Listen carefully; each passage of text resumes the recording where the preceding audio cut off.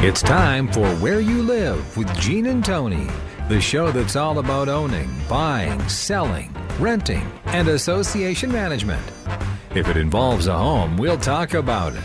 Here's your chance to get your homeowner questions answered. From the Concierge Landscape Studios, here's Gene and Tony. Needed the shelter of someone's arms, and there you were. Needed someone to understand my... Welcome back to Hour 2 of Where You Live with Gene and Tony. That's right, we are broadcasting from the big megawatt station of AM 1280, The Patriot. We're broadcasting from the Concierge Landscape Studios. We're brought to you the second hour by Extreme Exteriors as well. And we've got a lot of great stories here in the second hour. So you want to stay tuned to this radio.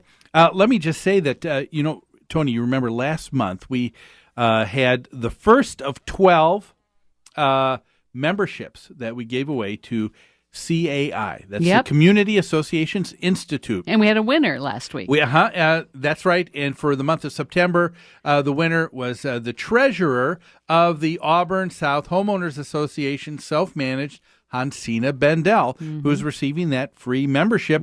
CAI is referring to it as the Marge Peterson Memorial Scholarship. Yeah. And it's a great idea, and they're going to be giving away 11 more right here on our show. Great. It is now the month of October, the first Sunday of October, and we're letting our listeners now know that we're looking for that would be recipient 2 of the Marge Peterson Scholarship. This would be for a free membership in CAI. And how would I win this membership? I'm glad you asked.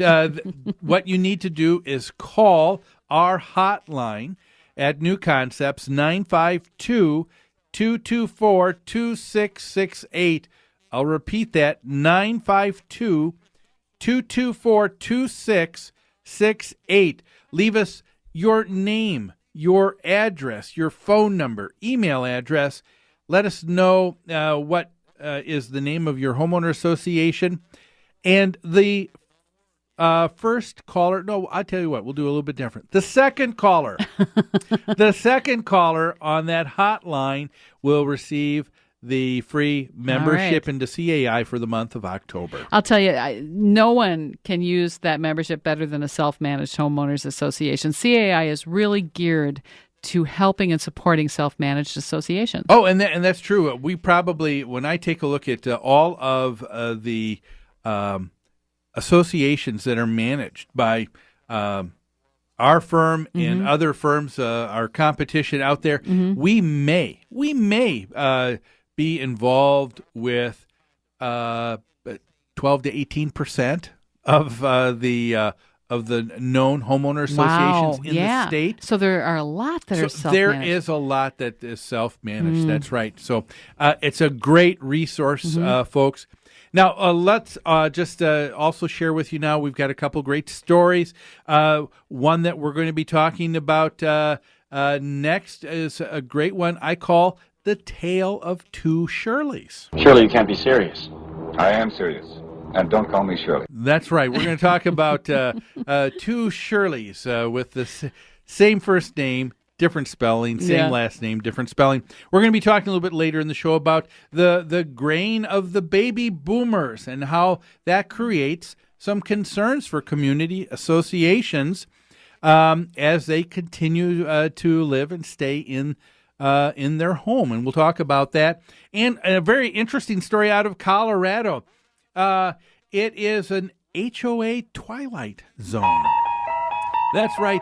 The entire property, people still live there, but nobody is stepping up to the board. And so a contract was put in place for a management company to do some things.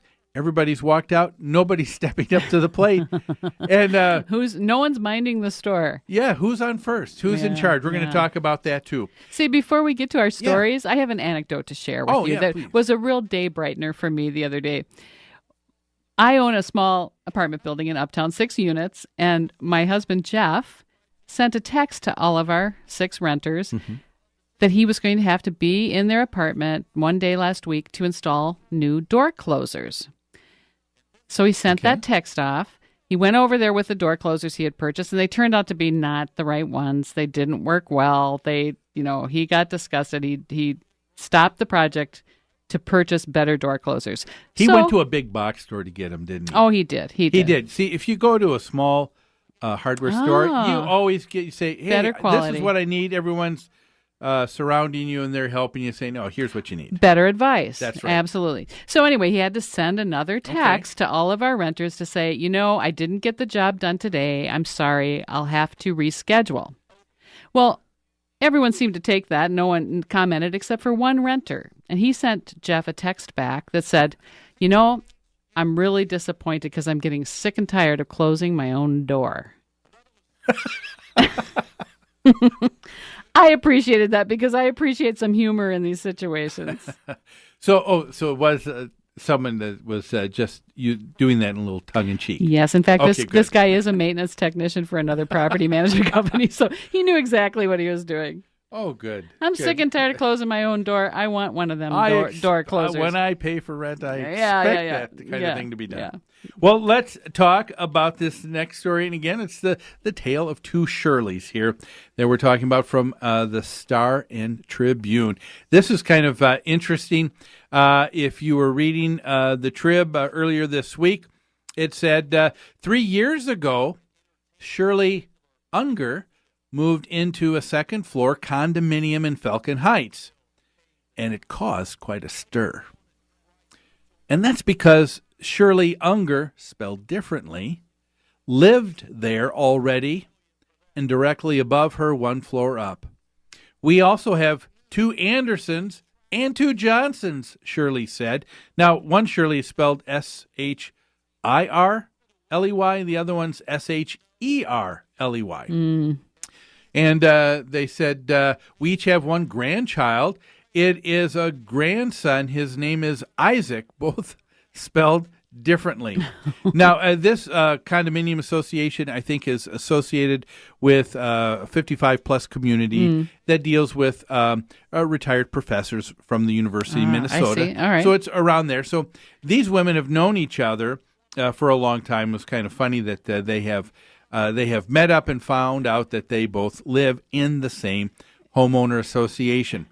The two daughters, they each have one daughter. They apologize that their names weren't the same. One was Amy and one is Joanne. Yeah, how'd that happen? But the women are good-natured about this. There's been inevitably a lot of confusion. They say that, for example, not only have they received the wrong mail from the mailman, from each other, they have also received bills that have been incorrect to one and was designed for the other person. But even the friends of both Shirley have been confused. And one buzzed the wrong Shirley saying, come on, let's go. We're ready for lunch. And they had no idea what's going on. I'll tell you, it's confusing enough, isn't it? It is, but I think it is. It's kind of a fun story, Tony. It is, and I'm glad that they take it with a grain of salt here, and with some gracious amusement. Because truthfully, I told you when we saw this story that's like an administrator's nightmare. To have two people with the same name, because I know probably I would mess that up on a regular basis. I'd be leaving messages for the wrong person, as you'd say, as the manager of their condo association. I mean, how easy could it be to apply the payment to the wrong unit, or to apply both? And that's happened too, where you apply both payments to one unit and none to the other, and then they get that dunning letter from the association. And you look terrible when that happens. But that kind of thing happens because, human beings, being what we are, we will make mistakes. That's right. So I'm glad that there's a little bit of humor here.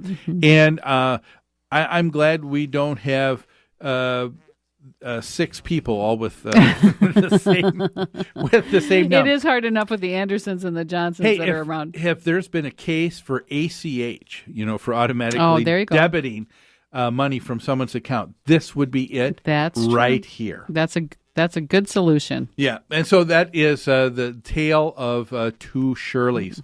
Well, we're going to be taking another break here. Again, we're going to be talking about our next two stories. One is the grain of the baby boomers is creating some concern among people living in homeowner associations.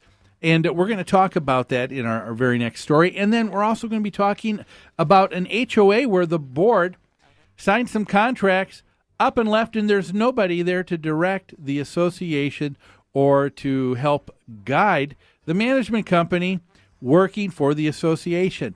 What's up with that? How's that working? We're going to talk about that and so much more right here on Where You Live with Gene and Tony on AM 1280, The Patriot.